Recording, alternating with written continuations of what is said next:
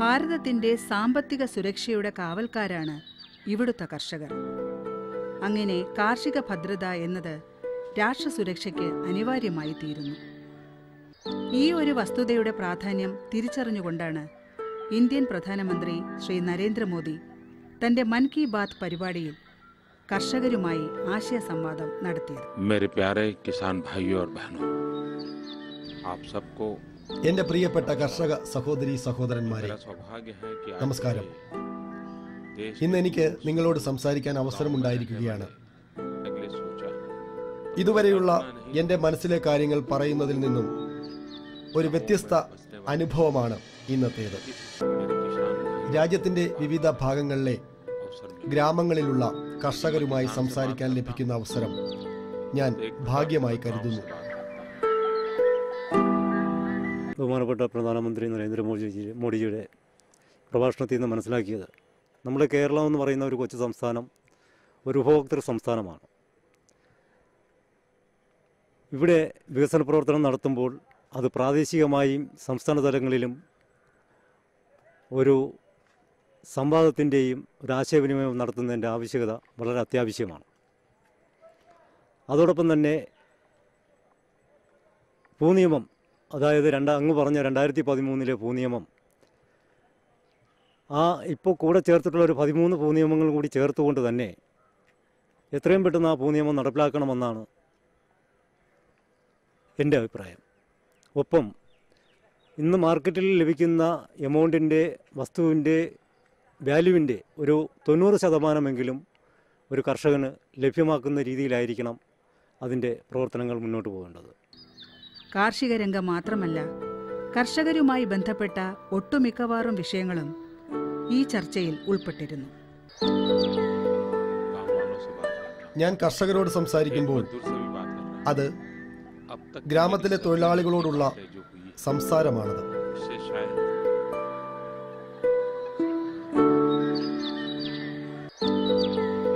കർഷകരുടെ ജീവിത നിലവാരം മെച്ചപ്പെടുത്തുന്നതിനും കുടുംബാംഗങ്ങളുടെ ആരോഗ്യം, വിദ്യാഭ്യാസം, തൊഴിൽ എന്നീ ആവശ്യങ്ങൾക്ക് ഊന്നൽ നൽകുന്നതിനും റോഡും ജലസേചനവും ഉൾപ്പെടെ ഗ്രാമീണ വികസനത്തിന്റെ എല്ലാ ആവശ്യങ്ങളും നിറവേറ്റുന്നതിനും പ്രതിജ്ഞാബദ്ധമാണ് ഭാരത സർക്കാർ.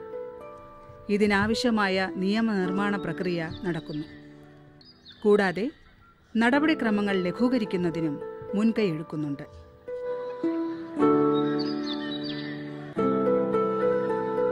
കേരളത്തിനെ സംബന്ധിച്ചിടത്തോളം തരിശുഭൂമി ഏറ്റെടുക്കുക എന്നുള്ള നിയമം കർശനമായി പാലിക്കുകയാണെങ്കിൽ നമ്മുടെ ഇന്നത്തെ കൃഷി രീതി, പച്ചക്കറി കൃഷിയും മറ്റു കൃഷികളും വളരെയേറെ സമ്പുഷ്ടമാക്കാൻ കഴിയും. നിയമങ്ങൾ നിയമത്തിന് വേണ്ടിയാകരുത്, നിയമങ്ങൾ കർഷകർക്ക് വേണ്ടിയാകണം. അങ്ങനെ കർഷകരെ ഉദ്ധരിക്കാൻ വേണ്ടിയുള്ള നിയമങ്ങളായിരിക്കണം നടപ്പിലാക്കേണ്ടത്. തരിശുഭൂമികൾ സർക്കാർ നേരിട്ട് എടുത്ത് കൃഷിക്കാരന് അത് കൃഷി ചെയ്യാനായിട്ട് നൽകുക. 2, ഈ കോൺക്രീറ്റ് മന്ദിരങ്ങൾ ഈ കൃഷിയിടങ്ങളെ നശിപ്പിക്കുകയാണ്. കോൺക്രീറ്റ് മന്ദിരങ്ങൾ വളരുകയും കൃഷികൾ നശിക്കുകയും ചെയ്യുകയാണ് ചെയ്യുന്നത്. കൃഷി നശിക്കുകയല്ല, കൃഷിയെ നശിപ്പിക്കുകയും കൂടിയാണ് ചെയ്യുന്നത്. അതുകൊണ്ട് ഈ കോൺക്രീറ്റ് മന്ദിരങ്ങളുടെ ഉത്ഭവം കുറയ്ക്കുകയും കൃഷിക്കാവശ്യമായ സഹായവും സഹകരണവും കോടികൾ ചിലവാക്കി മണിമന്ദിരങ്ങൾ കെട്ടി നിർമ്മിക്കുന്നതിലും ഒരു ചെറിയ അംശം സർക്കാർ വന്നിട്ട് കൃഷിക്ക് വേണ്ടിയിട്ട് ഉപയോഗിച്ചു കഴിഞ്ഞാൽ അത് ജനങ്ങൾക്കും നാട്ടിനും നാട്ടാർക്കും ജനങ്ങൾക്കും അത് ഉപകാരപ്രദമായിരിക്കുമെന്നാണ് എൻ്റെ അഭിപ്രായം. കർഷകരുമായി മനസ്സിലെ കാര്യം പറയാൻ ഞാൻ തീരുമാനിക്കുമ്പോൾ രാജ്യത്തിൻ്റെ വിദൂര പ്രദേശങ്ങളിൽ നിന്നും കർഷകർ ഇത്രയും ചോദ്യങ്ങൾ ഉന്നയിക്കുമെന്ന് ഞാൻ കരുതിയില്ല. ഇത്രയും അറിവ് പകർന്നു നൽകുമെന്നും ഞാൻ കരുതിയില്ല. നിങ്ങളുടെ ഇത്രയധികം ചോദ്യങ്ങളും കത്തുകളും എന്നെ അത്ഭുതപ്പെടുത്തുന്നു. നിങ്ങൾ എത്ര ജാഗരൂകരാണെന്ന് ഞാൻ അറിയുന്നു. ഞാൻ നിങ്ങളുടെ വാക്കുകൾ കേൾക്കാൻ ആഗ്രഹിക്കുന്നു. ഉൽപ്പന്നങ്ങൾ വിൽക്കാൻ ചെല്ലുമ്പോൾ വാങ്ങാൻ ആളില്ലാത്തതിനാൽ വില കുറച്ചു വിൽക്കേണ്ടി വരുന്നു. വിളവ് കൂടിയാലും കുറഞ്ഞാലും പ്രശ്നങ്ങൾ മാത്രം. ഇങ്ങനെ എൻ്റെ കർഷക സുഹൃത്തുക്കൾ അവരുടെ മനസ്സിലെ നിരവധി കാര്യങ്ങൾ എന്നോട് പറഞ്ഞിട്ടുണ്ട്. ഞാൻ നിങ്ങൾക്ക് ഉറപ്പു തരുന്നു, സംസ്ഥാന സർക്കാരുകളോടും ഭാരത സർക്കാരിന്റെ എല്ലാ മന്ത്രാലയങ്ങളോടും കൂടുതൽ സക്രിയമായി ഈ പ്രശ്നങ്ങളിൽ ഇടപെട്ടുകൊണ്ട് പ്രശ്നപരിഹാരം നേടാൻ ഞാൻ നിർദ്ദേശം നൽകും. കർഷകരിൽ നിന്ന് ലഭിച്ച കത്തുകളെ അടിസ്ഥാനമാക്കി പ്രധാനമന്ത്രി തയ്യാറാക്കിയ മൻ കി ബാത്ത് ആശങ്കകൾ ദൂരീകരിക്കുന്നതിനും കർഷകർക്ക് ആത്മവിശ്വാസം പകരുന്നതിനും സഹായമായി. കേരളത്തിൽ, ഇന്ത്യയിൽ വിശേഷം കേരളത്തിലെ സ്ഥിതി വ്യത്യസ്തമാണ്. അപ്പോൾ സ്വാഭാവികമായിട്ടും ഒരു വികസന ചർച്ച കേരളത്തിൽ നടക്കണം. ഈ വികസന ചർച്ചയിൽ കൃഷിയും ഇൻഡസ്ട്രിയും മൊത്തം പ്രശ്നങ്ങളെക്കുറിച്ചുള്ള ചർച്ച നടക്കുകയും അതിൽ കൃഷിക്ക് മുൻഗണന നൽകുന്ന ഒരു സമീപനം സ്വീകരിക്കണം. ആ മുൻഗണന എങ്ങനെ നടപ്പാക്കും? കേരളത്തിൽ വിശേഷിച്ചും നടപ്പാക്കുമ്പോൾ ഒരുപാട് പ്രാദേശിക പ്രശ്നങ്ങളൊക്കെ ഉണ്ട്. അതിൽ കൃഷിക്കാരെയും ഉദ്യോഗസ്ഥരെയും വിശേഷിച്ച് ഈ നമ്മുടെ ഒരു എസ്റ്റാബ്ലിഷ്മെൻറ്റിൻ്റെ ഭാഗമായിട്ട് പലപ്പോഴും നമുക്ക് കൃഷിയുടെ ഫണ്ടുകളൊക്കെ ഡൈവേർട്ട് ചെയ്ത് പോകുന്ന സ്ഥിതിയുണ്ട്. അപ്പോൾ യഥാർത്ഥ കൃഷിക്കാരെ കണ്ടെത്തുന്നതോടൊപ്പം തന്നെ ഉദ്യോഗസ്ഥരെയും, താല്പര്യമുള്ള ഉദ്യോഗസ്ഥരെയും ട്രെയിനിങ് കൊടുത്ത് ആ മേഖലകളിൽ അവരുടെ പ്രശ്നങ്ങൾ മനസ്സിലാക്കിക്കൊണ്ട് പ്രവർത്തിക്കാനുള്ള ഒരു അവസരം കേരളത്തിൽ നടപ്പാക്കുന്നതെങ്കിൽ മാത്രമേ കൃഷിക്ക് വേണ്ട പരിഗണന കിട്ടൂ. ഇടനിലക്കാരെ ഒഴിവാക്കുക, സർക്കാർ നേരിട്ട് സംഭരിക്കുക, വളത്തിന് വില കുറയ്ക്കുക, മനുഷ്യന് ജീവജാലങ്ങൾക്കും ദോഷം ചെയ്യുന്ന കീടനാശിനി നിയമം മൂലം നിരോധിക്കുക, കർഷകരെ വിശ്വാസത്തിലെടുക്കുക, കർഷകനെ സഹായിക്കുന്ന നിയമങ്ങളിൽ കാലാനുസൃതമായ മാറ്റം വരുത്തുക, കാർഷിക നിയമം നിർമ്മിക്കുന്നതിൽ കർഷകന് ശരിയായ ഭൂരിപക്ഷം കൊടുക്കുക. തങ്ങളുമായി ആശയ സംവാദത്തിന് വേദിയൊരുക്കിയതിൽ കർഷകർ സംതൃപ്തി പ്രകടിപ്പിച്ചു. കർഷകരുടെയും അവരുടെ അടുത്ത തലമുറയുടെയും നന്മയ്ക്ക് വേണ്ടി അതിലെ കുറവുകൾ പരിഹരിച്ച് ഞങ്ങൾ അത് നടപ്പിലാക്കുകയാണ്. കേരളത്തിലെ ക്ഷീരകർഷകർ നേരിടുന്ന ബുദ്ധിമുട്ട് വളരെ വലുതാണ്. നെൽകൃഷി തുലവും കുറഞ്ഞത് മൂലം ഇവിടെ ആവശ്യത്തിന് വൈക്കോൽ ലഭിക്കുന്നില്ല.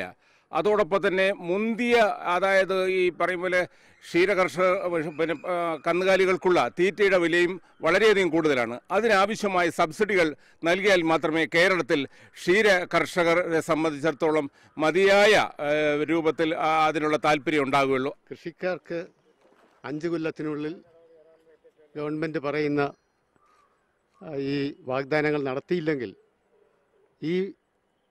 ഇതെല്ലാം തിരികെ എടുക്കാമെന്നാണ് പറയുന്നത്. അതെങ്ങനെ നടപ്പിലാവുമെന്ന് എനിക്ക് മനസ്സിലാകുന്നില്ല. നാം ജയ് ജവാൻ ജയ് കിസാൻ മുദ്രാവാക്യം ഉയർത്തുന്നവരാണ്. ജയ് ജവാൻ എന്നത് രാജ്യസുരക്ഷയാണ് ലക്ഷ്യമിടുന്നത്. രാജ്യരക്ഷയിൽ കർഷകരും ഒട്ടും പുറകിലല്ല. രാജ്യസുരക്ഷയ്ക്കായി വസ്തു ഏറ്റെടുക്കേണ്ടി വന്നാൽ തീർച്ചയായും കർഷകർ അത് നൽകും. അതിനാൽ ഇതിനുള്ള വ്യവസ്ഥകളും ഇതിൽ ഉൾപ്പെടുത്തിയിട്ടുണ്ട്. നിങ്ങൾ പറയണം, ഗ്രാമങ്ങളിൽ റോഡുകൾ ആവശ്യമില്ലേ? ഗ്രാമങ്ങളിൽ ജലസേചനത്തിനായി തോടുകൾ നിർമ്മിക്കേണ്ടേ? വീടില്ലാത്തവർക്ക് വീടുകൾ നിർമ്മിച്ചു നൽകേണ്ടേ? നമ്മുടെ കേരളത്തിൽ കാർഷിക മേഖലയിൽ ഗവൺമെൻറ് നല്ല സപ്പോർട്ട് ചെയ്യുന്നുണ്ട്. പക്ഷേ അത് കർഷകർക്ക് എത്തുന്നുണ്ടോ എന്ന് പരിശോധിക്കേണ്ടതാണ്. ഗുണനിലവാരമായ വിത്തുകൾ കിട്ടുന്നില്ല. അതേപോലെ ജൈവവള കൃഷിയാണ് കൂടുതൽ ഗവൺമെൻറ് പ്രൊമോട്ട് ചെയ്യുന്നത്. അതും അതിൻ്റെ ദുർലഭ്യമുണ്ട്. അതുമാത്രമല്ല, നമ്മൾ കൃഷി ചെയ്യുമ്പോൾ മണ്ണ് പരിശോധന നടത്താതെയാണ് ഇപ്പോൾ ചെയ്യുന്നത്. ജലസേചനത്തിന് കുറഞ്ഞ നിരക്കിൽ വൈദ്യുതി ലഭ്യമാക്കേണ്ടത് ആവശ്യമാണ്. ഗുണമേന്മയുള്ള വിത്തുകളും ലഭ്യമാക്കണം. സബ്സിഡി നിരക്കിൽ വളം നൽകണം. രാസവളമല്ല ഉദ്ദേശിക്കുന്നത്, ജൈവവളമാണ്. കേരളം മൊത്തത്തിലെടുത്താൽ ഒരു നഗരമാണ്. അതിനാൽ മട്ടുപ്പാവിൽ കൃഷി ചെയ്യുന്നതിന് സർക്കാരിൽ നിന്ന് പ്രോത്സാഹനം ഉണ്ടാകണം. കൃഷിയെ സംബന്ധിച്ച് കൂടുതൽ പ്രയോജനം കർഷകർക്ക് ഉണ്ടാകത്തക്ക രീതിയിലുള്ള പരിപാടികൾ അദ്ദേഹത്തിന് വളരെ താല്പര്യപ്പെട്ട് ചെയ്യാൻ പോകുന്നതായിട്ടാണ് തോന്നിയത്. ഇതിൽ ഈ കർഷകനെ സഹായിക്കാൻ വേണ്ടി ഈ കൃഷിനാശം ഉണ്ടാകുന്ന സമയത്ത് ശരിയായ കോമ്പൻസേഷൻ കൊടുത്ത് കർഷകരെ സഹായിക്കുകയും അടുത്ത കൃഷിക്ക് ഗുണകരമായിട്ടുള്ള വിത്തുകളും വളങ്ങളും നൽകുകയും ചെയ്ത് കർഷകനെ സഹായിക്കുകയും ചെയ്യേണ്ടതാണ്. കാർഷിക മേഖലയെ സംബന്ധിച്ച് പ്രധാനമന്ത്രിയുടെ കാഴ്ചപ്പാടുകൾ മനസ്സിലാക്കുന്നതിന് ഇത് സഹായമായി എന്ന് കർഷകർ അഭിപ്രായപ്പെട്ടു. ഒപ്പം ഭാവി ചർച്ചകൾക്ക് വിധേയമാക്കേണ്ടുന്ന ഒട്ടനവധി വിഷയങ്ങളിലേക്ക് അവർ വിരൽ ചൂണ്ടുകയും ചെയ്തു. നിങ്ങൾ എനിക്ക് നൽകുന്ന വിശ്വാസം നിലനിർത്താൻ ഞാൻ ശ്രമിക്കുമെന്ന് ഉറപ്പു തരുന്നു. നിങ്ങളുടെ സ്നേഹവും ആശീർവാദങ്ങളും എന്നും ഉണ്ടാകണം. നിങ്ങൾ ഭൂമിയുടെ ശക്തിയാണ്. സ്വയം സഹിച്ചും നിങ്ങൾ ഭൂമിയെയും രാജ്യത്തെയും ശക്തിശാലിയാക്കുന്നു.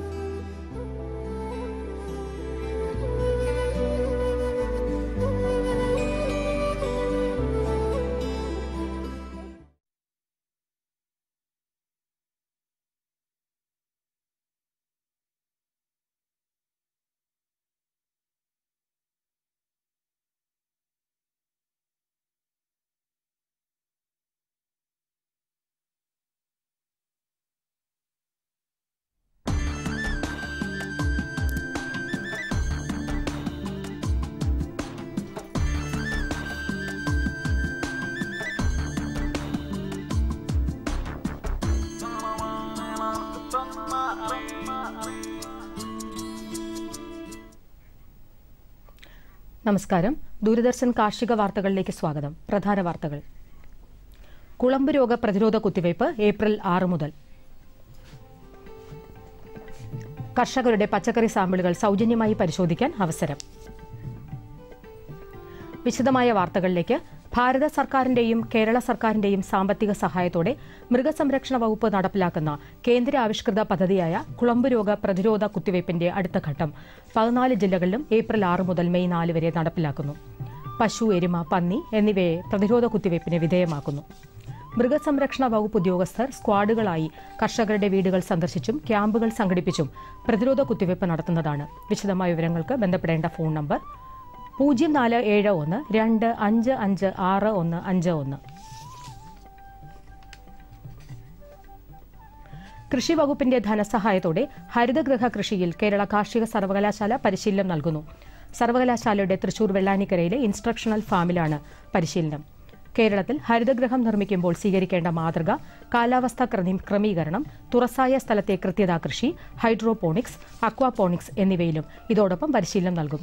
പരിശീലനത്തിന് പങ്കെടുക്കാൻ താൽപര്യമുള്ളവർക്ക് ബന്ധപ്പെടേണ്ട ഫോൺ നമ്പറുകൾ 70 25 49 88 50. മറ്റൊരു നമ്പർ 99 61 53 35 47. കേരള കാർഷിക സർവകലാശാലയുടെ കമ്മ്യൂണിക്കേഷൻ സെന്റർ ഏപ്രിൽ മാസം കാർഷിക സംരംഭങ്ങളിൽ പരിശീലനം നൽകുന്നു. 1500 രൂപയാണ് രജിസ്ട്രേഷൻ ഫീസ്. ഏപ്രിൽ 8 മുതൽ 10 വരെ ചക്ക ഉൽപ്പന്നങ്ങളും പാക്കിംഗ് സമ്പ്രദായങ്ങളും, 16 മുതൽ 18 വരെ പഴവർഗ്ഗ സംസ്കരണം, 20 മുതൽ 22 വരെ പച്ചക്കറിയും ജീവാണു കീടനാശിനി നിർമ്മാണവും എന്നീ വിഷയങ്ങളിലാണ് പരിശീലനം. ഇതിനു പുറമെ സ്കൂൾ കോളേജ് വിദ്യാർത്ഥികൾക്ക് കാർഷിക പഠനം വിനോദത്തിലൂടെ എന്ന വിഷയത്തിൽ ഏപ്രിൽ 6 മുതൽ 10 വരെ പരിശീലനം നൽകും. കൂടുതൽ വിവരങ്ങൾക്ക് ഇനി പറയുന്ന ഫോൺ നമ്പറുകളിൽ വിളിക്കാവുന്നതാണ്. 8086 405476. മറ്റൊരു നമ്പർ 9645 420575.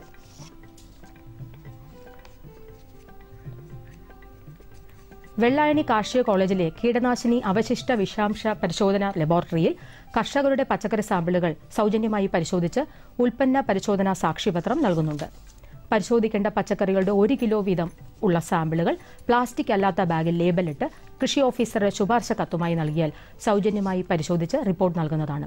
കൂടുതൽ വിവരങ്ങൾക്ക് ബന്ധപ്പെടാവുന്ന ഫോൺ നമ്പർ 0471 2388 167. കൊല്ലം ജില്ലയിലെ അഞ്ചൽ ഫാമിൽ 1 വർഷം കൊണ്ട് കായ്ക്കുന്ന മുരിങ്ങയുടെ തൈകൾ ലഭ്യമാണ്. മാവ്, പ്ലാവ് എന്നിവയുടെ ഒട്ടുതൈകളും, കറിവേപ്പ്, ലക്ഷ്മി തരൂർ, വിവിധ ഇനം പച്ചക്കറികൾ എന്നിവയുടെ തൈകളും, ഏത്തവാഴയുടെ ടിഷ്യൂ കൾച്ചർ തൈകളും ലഭിക്കും. കൂടാതെ ജൈവ കൃഷിക്ക് ആവശ്യമായ സ്യൂഡോമോണസ്, കായീച്ചക്കെണി എന്നിവയും ലഭ്യമാണ്. ഇതിനായി ബന്ധപ്പെടേണ്ട ഫോൺ നമ്പർ 9446315316. ഇനി കമ്പോള നിലവാരം.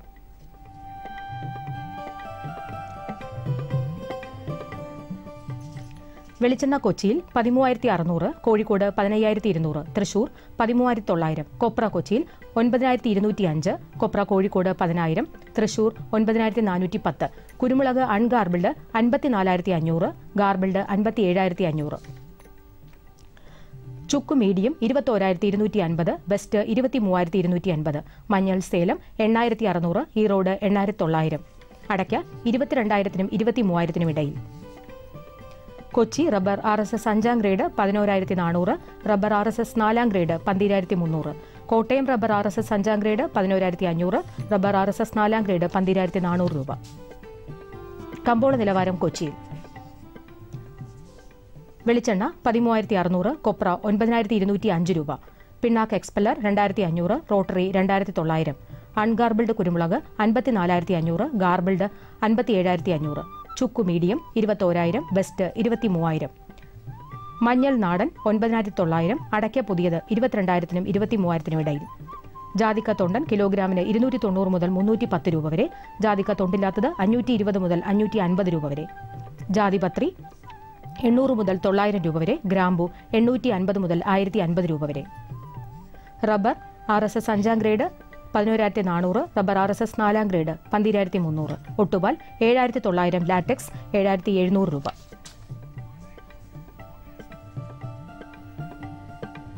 കമ്പോള അവലോകനം.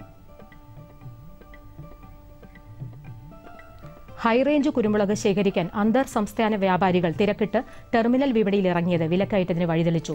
ഗാർബിൾഡ് കുരുമുളക് വില 57,500 രൂപയായി ഉയർന്നാണ് ഇന്ന് വിപണനം തുടങ്ങിയത്. അതേസമയം കൂർഗ് മുളകിന്റെ ലഭ്യത വർദ്ധിച്ചു. കയറ്റുമതി മേഖലയിൽ നിന്നുള്ള പുതിയ അന്വേഷണങ്ങൾ ഏലക്ക ലേലത്തിന് ആവേശം പകർന്നു. കൊച്ചിയിൽ നടന്ന ലേലത്തിൽ മികച്ച ഇനങ്ങളുടെ വില കിലോഗ്രാമിന് 1,005 രൂപയായി കയറി.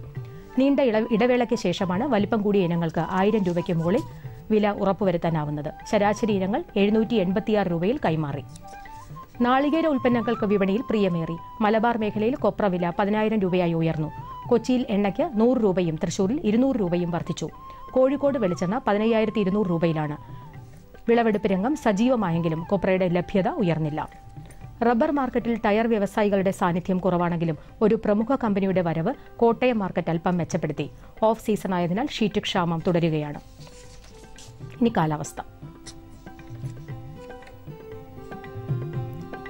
കണ്ണൂർ കൂടിയ താപനില 35.8 ഡിഗ്രി സെൽഷ്യസ്, കുറഞ്ഞ താപനില 26.8 degree Celsius. Kozhikode 35.7 27, Kochi 33.2 27, Alappuzha 35.1 27.1, Punalur 37 24.5, Thiruvananthapuram 34 26.1 degree Celsius. ഇന്നത്തെ കാർഷിക വാർത്തകൾ സമാപിക്കുന്നു. നമസ്കാരം.